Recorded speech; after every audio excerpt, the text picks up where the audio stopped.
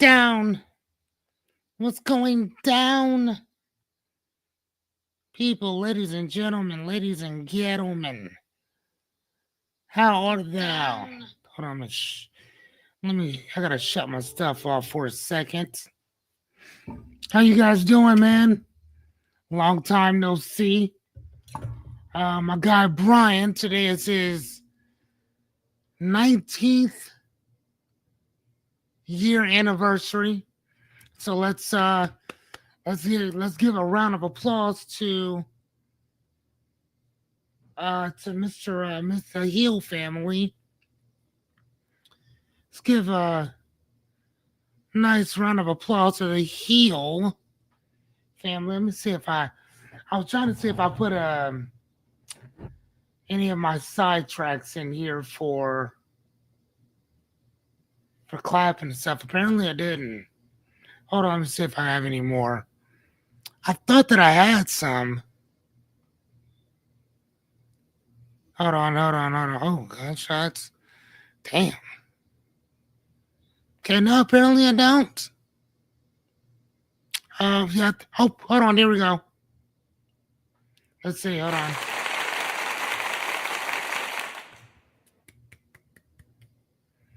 Yeah, but okay. Apparently I don't have any on here. So sorry. Either way, it doesn't matter. Happy anniversary to Bryan and his wife. I don't know if I could say her name, so I'm just saying I would say his partner, because I don't know if she wants her name out there. So I didn't get permission for that. So if she doesn't give me permission, I'm not going to say her name. Done. But either way, happy 19-year anniversary. It's kind of deep, y'all. When you think about that, man, that's extremely deep. 19 years. Hey, you in the bathroom?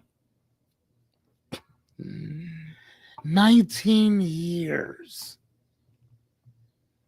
I've seen worse.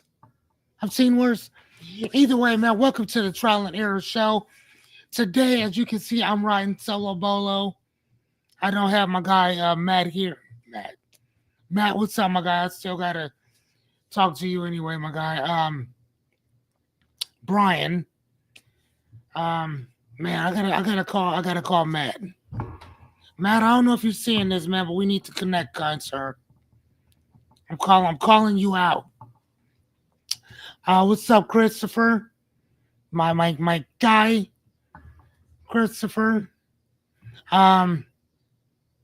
Today, man, today we're gonna talk about some pretty cool stuff. I think we're gonna discuss books. We're gonna talk about breaks, and we're gonna talk about those boring joys. What do I mean by that? What do I mean by a boring joy? A joy is something that you love to do, right? You don't care if other people are into it. But here's the thing. There's going to be some people where you like doing certain stuff that they're not into. And that, ladies and gentlemen, is going to be your boring joy, right? I think that in life we get these things. Hey, what's up, Jerry? I think in life we get these things in life, right? We get certain places that we love. We are blessed with certain people that are going to love us. Certain foods that keep us fueled, right? And I think that within those things, you find your passions and you find your purpose, right? Now, as a life coach, one of the things that I don't like, I love, is as you can see behind me, see that bookshelf to my right? I guess it'll probably be to your left, I'm thinking, right? Books. That is my thing, ladies and gentlemen. Books. I love perspective, right? Whether it's from anthropology through zoology, I try to read as much as I possibly can, and I like perspective. Who doesn't like perspective? I'm just saying, throwing it out there, right? But I've been on this kick for reading since I was in my early 20s, right? I remember standing outside, smoking a cigarette when I smoked, and asking God to help me because I was 21 years old. I had, can you guys hear me just fine?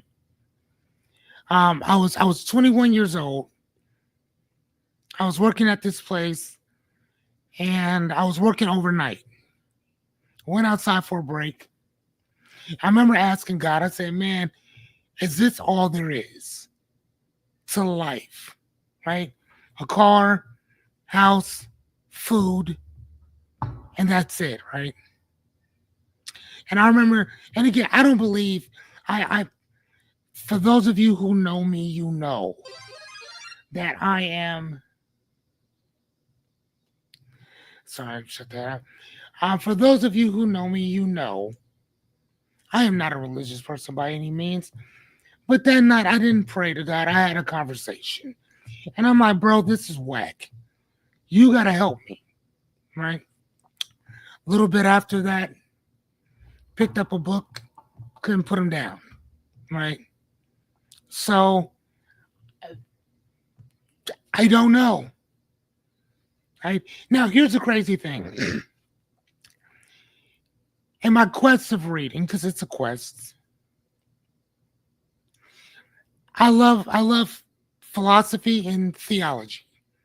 Right? Philosophy is what you think about, how you think about certain things, and theology is the study of God.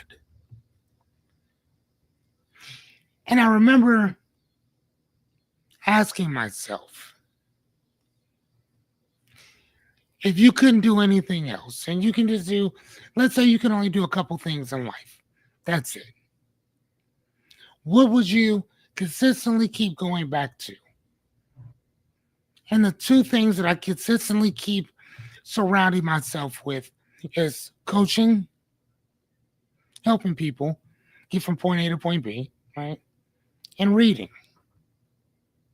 That's it. And if I could say three things, it'd be to chill, man. Chill. So if I could give that to another person, how would I give that to you?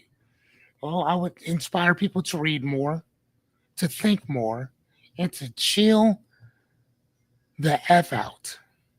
Chill out. It's not as bad, it's not as gauntlet as we may think certain things are. Right? I don't teach people how to think. I teach you not what to think, but how you think about certain things. And that's it. Right? But a lot of it comes with expanding your thinking, expanding your awareness. And with that, I wanted to show you guys some of the books that I've actually been reading, and in hopes that you'd want to pick up a book and pick up on some of my recommendations too. How do you guys feel about that? Is that kind of cool? Is that all right? Is that all right? Well, I'm looking for my hold on, I'm gonna do my little clap thing. It only does it once, so that's all you get. One more time. So today on the Trial and Error Show, we're going to discuss books. One of my favorite topics, right? So, without further ado, when did I read this one? Don't know. I'll tell you in a second. So, every book that I read, not 8 out of 10 books that I read, I usually do a little bit of this. I'll usually put a start date, end date, and then I'll put how many pages it was, and what I rate the book. So this book I read in one day. It's me, right? And this book is basically a masterpiece of Japanese literature, drawing upon the ancient wisdom of Zen Buddhist thought. It was pretty good. I gave it a 4. I gave it a 4.0 out of 5. It was more of a long poem. which a lot of like Zen type, Buddhist type stuff are usually. They're kind of set up as a poem type situation, but it was good. This is called Ojoki. Ojoki. That's I mean, if there's anybody from Japan watching this, if I am butchering the pronunciation and enunciation of this, I'm sorry. With my wicked Western tongue, so that's the best I got for you. All right, what's the next one? A Small Place by Jamaica Kincaid. I read this one in one day. This one, don't listen to me. This one here has 81 pages, and this book is, I gave it a 4.6 out of 5. Here's the thing, 5 is perfect. I didn't find anything wrong with it. So if you get at least a 4 and above, good stuff. Let me rephrase that. I would say if you get a 3.9 and above, highly recommended. Anything lower, eh. If a person wants to understand what racism is, and you just need something to kind of teach you what it looks like from the standpoint of a tourist and a visitor, excuse me, a native point of view, this book right here is the best book I have ever read on what racism is and how it works. 81 pages. And it tells it um, from this lady's standpoint who lives on a small town in, I believe, a small city in Antigua.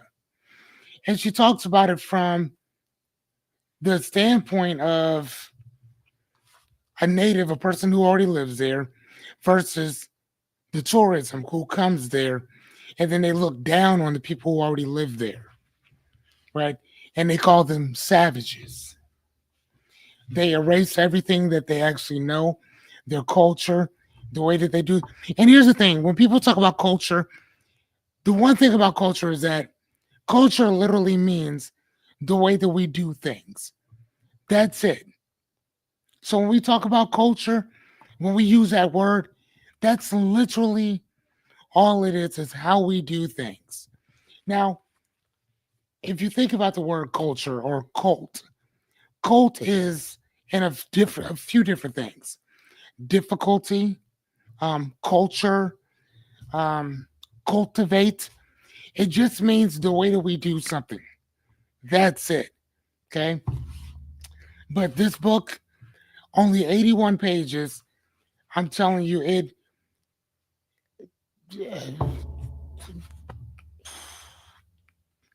this book right here, A Small Place by Jamaica Kincaid, one of the best books that I've read this year by far. 81 pages. And here's the cool thing about 81 pages. It's only 81 pages. So even if you don't like to read, which, cool, whatever, like, why would you not want to read? Look at me. Why would you not want to read? Just saying. Sorry. I get ahead of myself sometimes when I talk about books. I get very angry. Anyway, get the book. It's really good. I would love to talk to you guys about it. I promise I won't go off if you don't like it, but I will let you know what you liked about it, what you don't like about it. Kind of go from there. All right, here's the other one. A Prayer for the Crown Shy. This is actually part 2 of another book that I have that I read too. Give me a second, people. Play your what is that music? It's all good. It'll come to me in a little bit. I don't know. Anyway, this is basically about um a monk and a robot traveling together. And some of the things that the robot talks about and how a robot sees humanity different than we see humanity. It was I gave it. I read it in one day. Small little book though. Read it in a day. I gave it 4.2 out of 5. Um, it was okay. I guess whatever. All right, so that's 3. Um, this one right here is called the Leonardo Gulag, which basically I gave this one a 3.6 out of 5. Now remember, I told you 3.9 and above, go get it. 3.8 and below, you're reading it at your own risk. It was okay though. Um,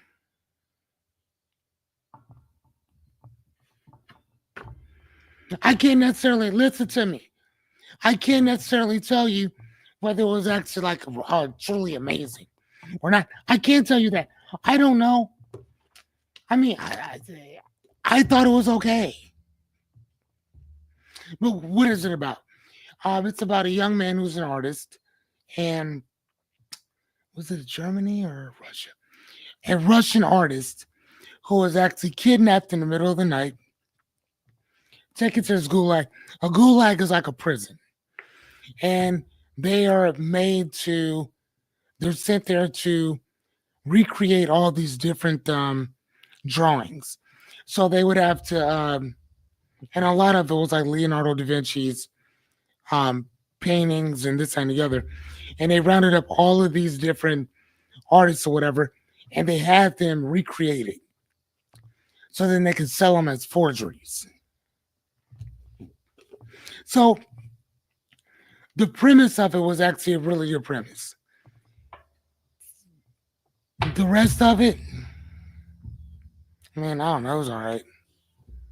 You know, I mean, if you like boring ass books like that, I mean, so whatever. All right, this one right here, A Simpler Life. This is from the School of Life, and one of the things at the School of Life, if you look on YouTube and look up the School of Life, they have um probably thousands of videos, like short videos, on teaching you how to live a little bit better. That's it. I mean, as a philosopher myself, I found it very simple. I mean, again, it's one of the things that one of my pillars that I stand on. Remember, reading, thinking, and chilling out a little bit. So this book actually really goes into that. It's really short in nature. It's 205 pages, short, tiny little book. Read it in a day. Yeah. All right, here's another one. The Broken Country. This is a little bit.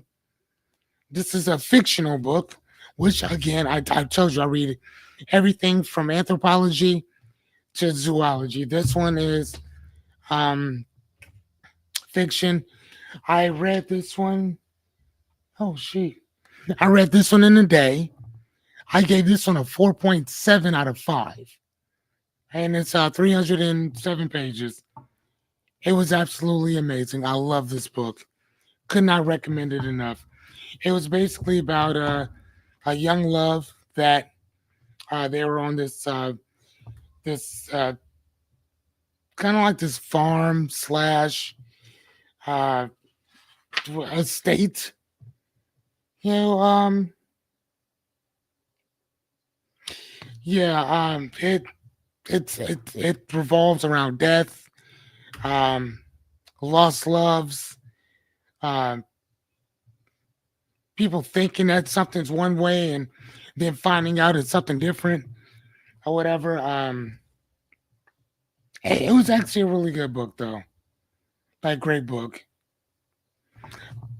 Here's the thing: if I could not remember that I read it, and something would say, "Hey, read that again," I would read it again. That's how good it was. So there's another one. Um, this one here, Veronica Roth, Arc Conspirator. I know I gave this one a really low. I gave this one a 3.5 out of 5. It was boring as fuck. Not gonna lie to you. It was alright though, but it was boring. A short stay in hell. Uh, I gave this one a 4.5. Read this one in a day. It's only 104 pages. And it basically was about this guy who basically fell. He passed on and then he went to hell. But hell wasn't what you read in like the Bible. Well, actually, technically, the Bible doesn't really describe hell. But anyway, a guy goes to hell and he's around all these people. And basically, he's at this library. And if you can find the book of your life, you can get out.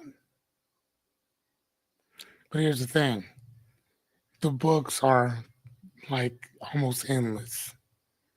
There's like billions upon billions. Actually, I think it's like trillions upon trillions of books. And actually, I think that the number that they came up with was it had to been over a Google. And remember, a Google is a one with like 26 zeros after. Like that's how many books are in hell or whatever. And each one don't make any more sense than the rest, whatever. But it's a great book, very good book. And the thing that I liked about this book is that it made me think. It made me think, and which is again one of those pillars that I absolutely love myself, or whatever. So, and that's just a few. I read 30 books within within I think like 55 days. I read like 30 over 30 books over. And here's the thing. When I was growing up, books weren't like I used to get in trouble a lot, and I would have to go to my room to go read or whatever. And then eventually I just kind of would get in trouble on purpose just to go read and stuff. And then as I got older, I thought that, reading was stupid. You look dumb doing it, whatever. But it was always kind of something that, kind of it's always in the back of my mind. So I think that then I being outside praying and all that mess, I think it just kind of clarified what worked for me and what didn't.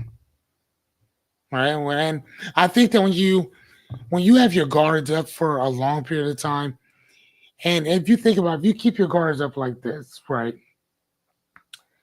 you can't see anything down here because your guards are up, right? But once you put your hands down, you see everything just clear as day. So I think by putting my guards down, I could see the field in front of me.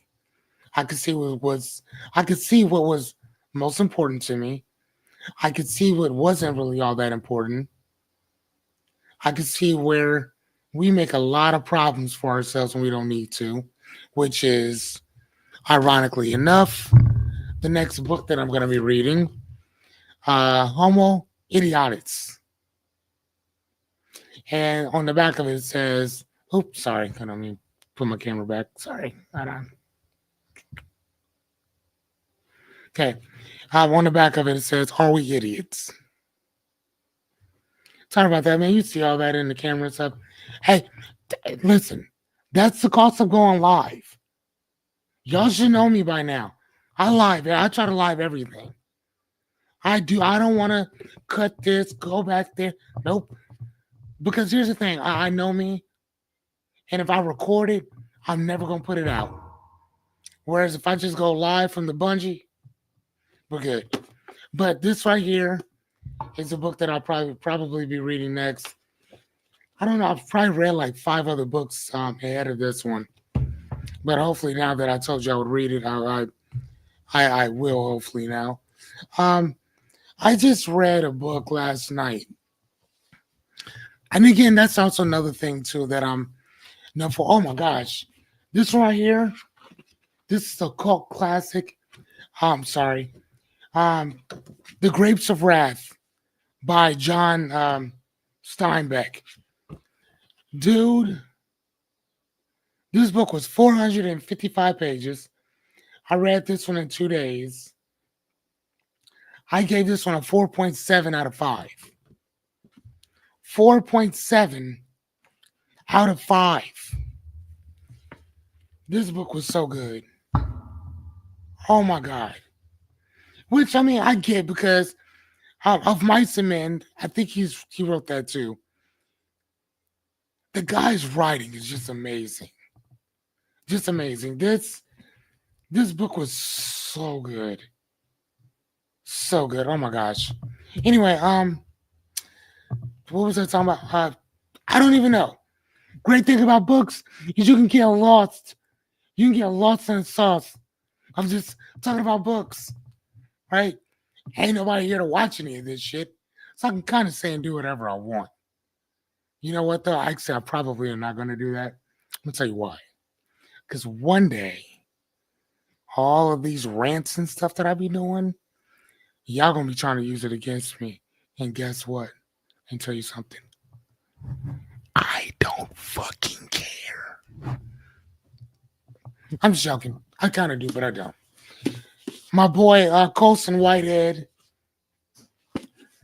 The Underground Railroad. I'm going to tell you why I like this book. I'm going to tell you why I like it. I like this book because the ending isn't just a typical ending. I'm not going to spoil it for you, but the ending is not just a typical ending. It's not. We've grown accustomed to reading books that all have happy endings, right? We've grown accustomed to that, right? Matter of fact, even this book here that I just told you about, A Short Stay in Hell by Stephen L. Peck. It's only 104 pages. Great book. It doesn't have a happy ending. It has a palatable ending, but it does not have a happy one. This one right here, The Underground Railroad by Colson Whitehead, does not have a happy ending at all. Not whatsoever. It leaves you with more questions than it does answers. And I love stuff like that. I do because what is it? It makes you think. Huh. Yeah. The thing that I liked about it is that you can form your own ending. Right? It's kind of like watching the end of The Sopranos. Like, don't stop, and then it just went black. You never knew what happened to Anthony Jr., to his wife, Carmela, to his daughter, to the rest of his guys. You literally never knew what happened. And the great thing about it is that you can create it on your own. You get to decide what happened to Tony. Now the director says that Tony saw things from his point of view. That was it. He saw his family walk in. He sat with his back against the wall. He sat with the bathroom over to the side, right? So he sees everything. He also sees the guy who walks in the bathroom, right? He just walks in from off the street, walks in the bathroom, sees his wife, sees his kids, all that. They're laughing, they're smiling. You see the door open, then you don't see nothing else. So you saw it from his standpoint. I love that, especially in my books. Sometimes I don't want the author to tell me that, you know what, this is how it ends. Sometimes I like that you get to pick your own adventure. How's that work for you? Right? Now, again, today's topic is books, breaks, and boring joys. This is, I mean, I love books. And the breaks that I'm talking about are catching a break in what it is that you love to do. finding your purpose, finding that your your passion, right? Finding those things. I mean, I don't know if it works for you. I know it worked for me. And it was beautiful, it was lovely. I have had books that have gotten me in and out of trouble. Books have gotten me in and out of trouble. Like I'm one of those guys that when my son was going to karate, which is I'm not gonna even lie to you, it's a whole entire racket. But I'm one of those guys who actually read the contract, all of it. So when the other parents were asking, how do I get out of this contract? I was like, well, did you read the contract before you signed it? It's probably like 2 or 3 pages. It wasn't that much. They were like, no. So well, it shows you in there how to get out of the contract. They're like, oh my God, really? What do you do? And I told them what you do. And they're like, oh. I said, yeah. So having your kids go to karate is more of an investment on you than your kid. Right? It's an investment that you're making at the place for your kid. Right? And my son, as you can see, all those he got his certification, he eventually earned his black belt. And I would tell my son all the time, son, if you want to quit, you can quit. He says, can I? Say, of course. As soon as you bring me home that black belt, you can quit. I told him that for years. And then one day, guess what? We went. He got his first degree black belt. And I said, son, do you want to go back? He said, no, sir, I don't. I still get to make one more payment to his karate next month, and we are officially done. Officially done. But the objective was to teach my son that even when things get hard, even when you don't want to do something, you got to keep your word. Okay? I mean, life is going to suck. We're going to be around people who are liars, who are hypocrites, who are going to gaslight the shit out of you. But your word has to still be your word. Period. Now, if you can't keep it, say that. Say that. If you say you're going to do something, if it's within your power to do it, do it. But if you cannot do it, then don't. I've never understood how or why people stay loyal to people who won't stay loyal to you. Never got that. I'm going to stay loyal to me, but I'm not going to be unloyal to you, but I'm also not going to stand there and just allow a person to just dog me out and just do that because I've done that before and that shit's not cool at all. It's not fun, right? And again, like I said, today is talking about those things that you love in life. Like, and I did 100 days some time back, every single night for 100 nights. Right? We talked about our dreams, our goals, our aspirations. I as a life coach, I gave I have over 150 hours of stuff on YouTube right now, just every single night in presentation form. You know how difficult it is to get on here every single night and give a different presentation every night? Oh, oh, oh my gosh. It was crazy every single night. You know what I'm saying? But here's the thing, I did it though. I did it. So I could tell you what it means to keep going, to keep showing up no matter what. Man, I wanted to quit on like the 15th day. I'm like, damn, bro, you got 85 more of these to go. So I had to figure it out, and I had to figure it out quick. And again, that's what the whole trial and error podcast with myself and Bryan is all about. Now it's figuring it out, figuring out what works for you and what doesn't. Right? If I love playing video games, I love puzzles, I love fill-ins, I love word searches. The answer's there. Your job is just to find it. Okay?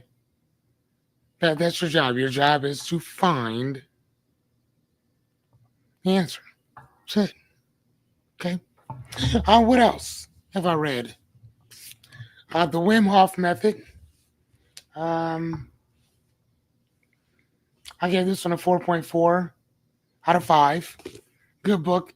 Teaches you about breathing, which, as you can hear, right? The business trip. Damn, I don't. That's why I don't remember it. I read this one in a day. 3.8 out of 5. 341 pages. I'm not even going to lie to you. I don't even remember what this one was about.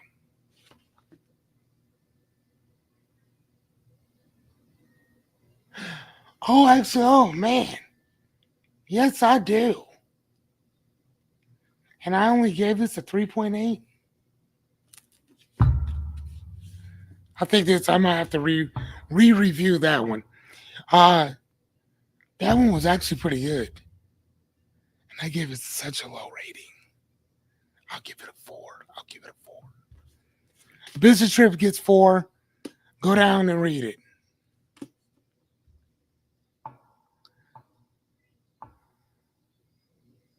Huh.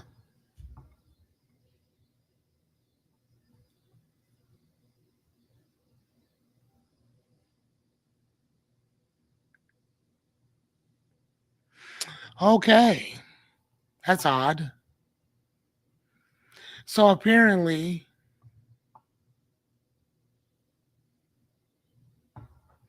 hold on one sec, people.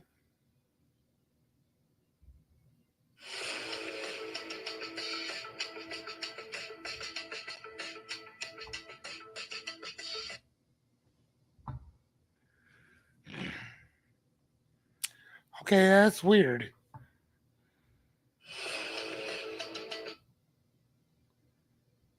I don't know. Anyway,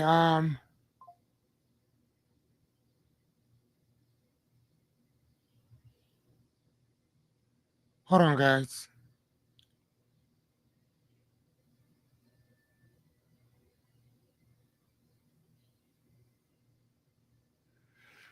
Apparently something happened with my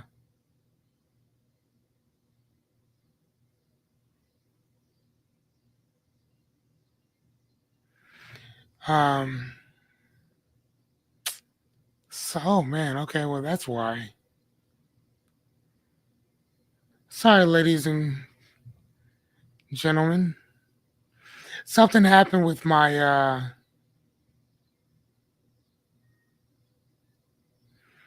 something happened with my YouTube. Not YouTube, what's the other one? Facebook.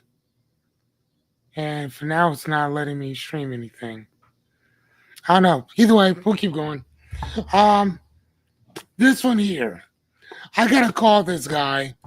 His name is Richard Todd Devins. He has another book.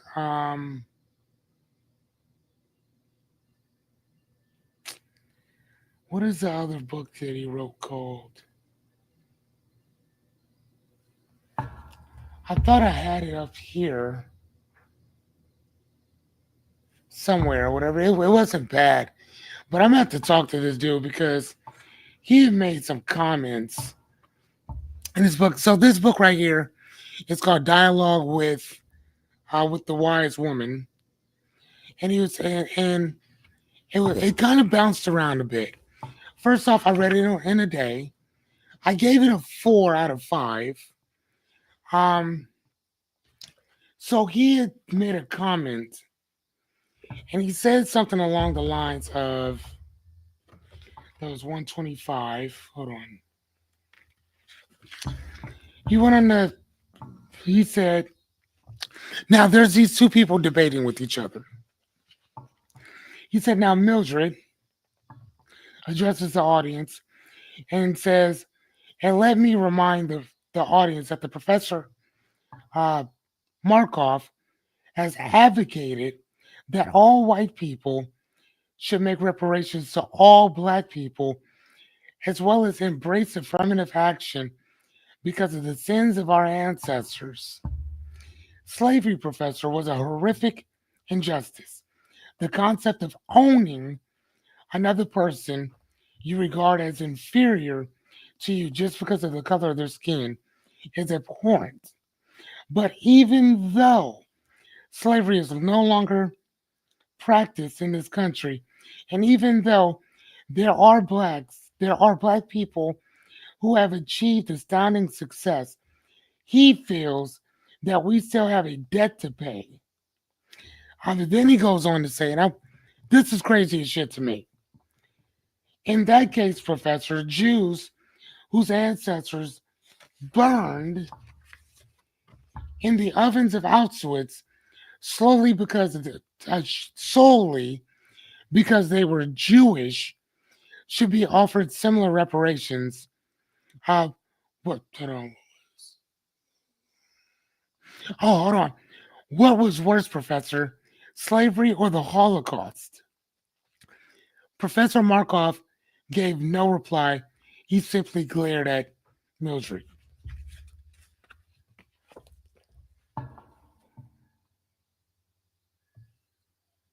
What? Like, what?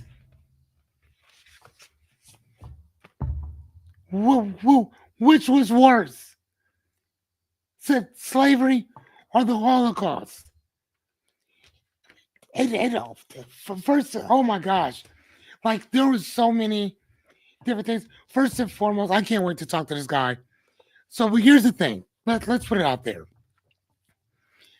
I have, to my knowledge, from what I've heard, I don't believe that black people have told white people that you owe me, as a populace, reparations. Now, I'm going to say that one more time. To my knowledge, I don't believe, or I do not recall, a black person telling white people that you owe all black people for reparations. Now, what I do hear people saying is telling our government collectively that you owe for reparations. You owe reparations. And that's a fucking fact because they do. And when I talk to this guy, I'm going to ask him one question. Where's our 40 acres and a mule?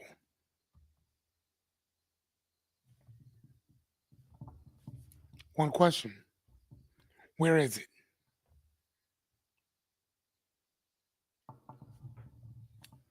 Just saying, where is it? Because we had the homestead that sent a letter off all over telling people to come to America to come get free land. Come here to get free land. And then for those blacks that were actually enslaved, they got the gift. Well, you can purchase some of the land around here. But they were giving it away to criminals coming from Europe and all over, giving it away. So no, sir, we never got that so-called reparations. And if you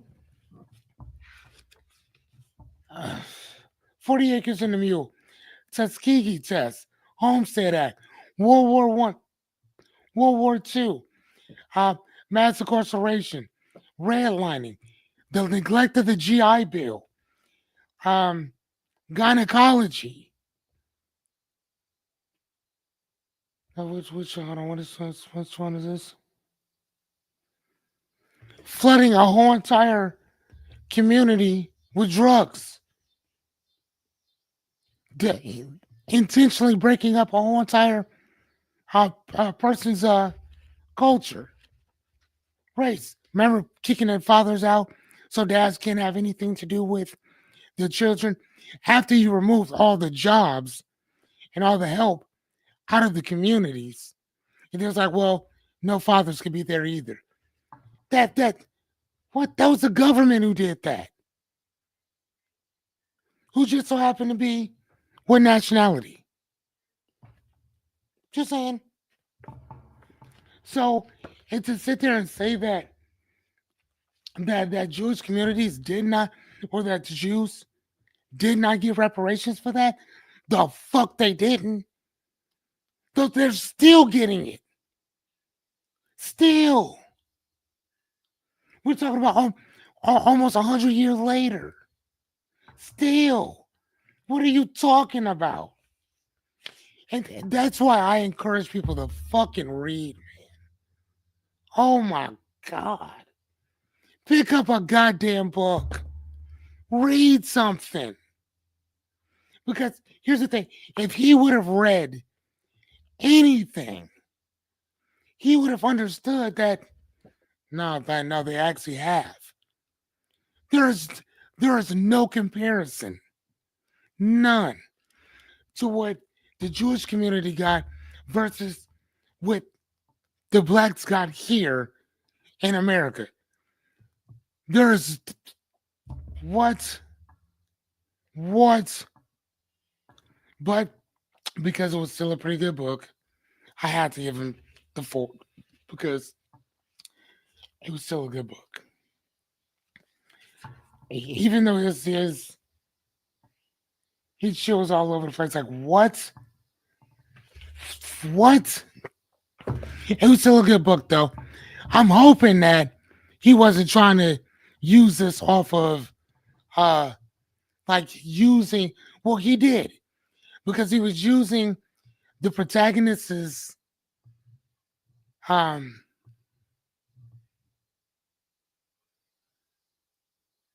he was using her story as it was real. So he was taking real life situations and creating it into an argument. And then the Pacific Book Review and the Hollywood Book Review shared their review on this, giving it, giving it large praises. Like what? And again, you automatically know who read this shit. Again, like I said, the rest of the book it's still pretty good. Like, don't get me wrong. Um,